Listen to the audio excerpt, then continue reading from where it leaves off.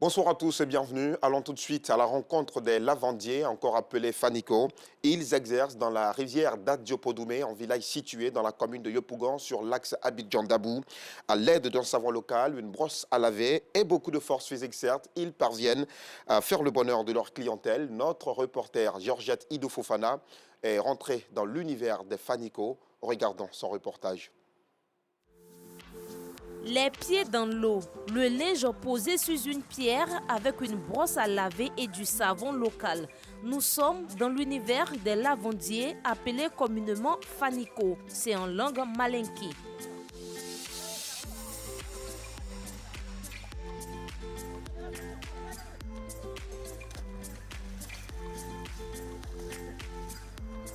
Cette eau située à Adiopodumé, sur l'axe Abidjan-Dabou, est devenue un pressing à ciel ouvert pour ces Faniko venus des pays de la sous-région.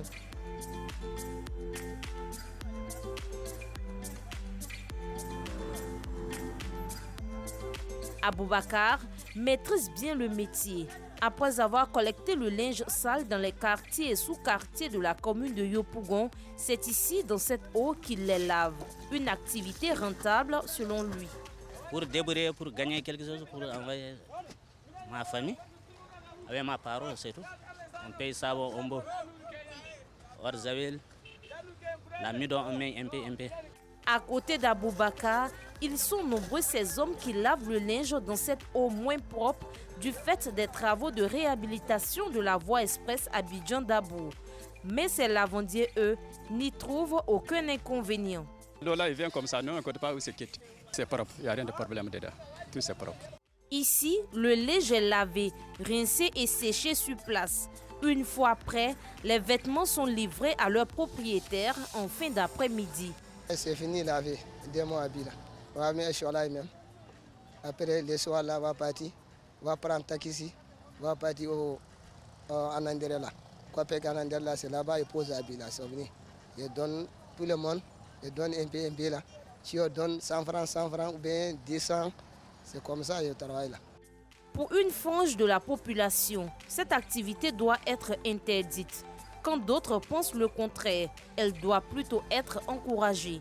Chaque jour, il y a des gens qui viennent chier au bord de cette eau. Il y a des gens qui viennent faire des sacrifices au bord de cette eau. Il y a des gens qui viennent pisser au bord de l'eau, qui viennent verser les saletés au bord de l'eau. Regardez l'exemple, la voie qu'ils ont fait. La voie était inondée, l'eau est sale. Il y a plusieurs eaux qui se rassemblent et qui coulent. Donc, on ne sait pas de quel quartier différent l'eau sort et puis ça coule. Mais toi que tu ne sais pas, tu ne connais pas, que tu viens laver tes habits. Je te dis que tu as donné tes habits à des gens d'aller laver.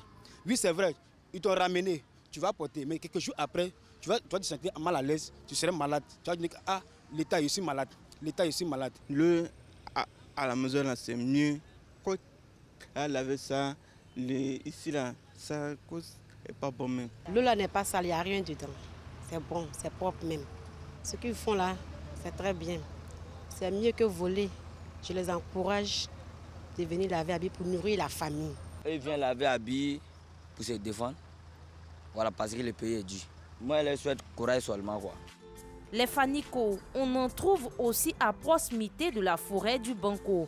Un véritable business pour ces lavandiers qui s'en sortent avec plus de 5000 francs CFA par jour. Ce lundi 12 septembre, les élèves de Côte d'Ivoire reprennent le chemin de l'école. La rentrée des classes n'est pas sans préparation. Les parents dépensent énormément d'argent pour l'inscription et l'achat de fournitures scolaires. Et d'ailleurs, les marchés de fournitures scolaires, oui, refusent du monde ces dernières semaines. Dans les administrations également, l'on s'active pour accueillir les apprenants dans les meilleures conditions. Yacouba Koulibaly nous fait le point à 19h30 dans le dossier de l'A2. Au Royaume-Uni, l'Australie et la Nouvelle-Zélande reconnaissent officiellement le roi Charles III comme monarque. C'était lors de cérémonies dans ces deux pays pour marquer son accession au trône. Les deux cérémonies étaient de pure formalité. L'Australie et la Nouvelle-Zélande, deux anciennes colonies britanniques, sont indépendantes depuis des décennies, mais conservent le monarque comme chef d'État.